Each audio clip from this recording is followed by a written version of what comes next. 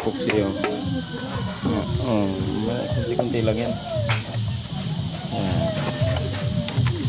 Yan. May galon-galon lang tayo mag-epoxy.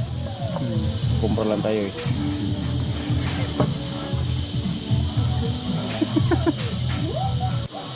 May mixer natin. Kamay pa lang. Disidido na. Kayat yun. Grabe. Engineer na. Simple na epoxy. Kasi parang ang ito kasi 35% dito 50%. Simple na epoxy para tigas na parang bato. Ilan? 35-50.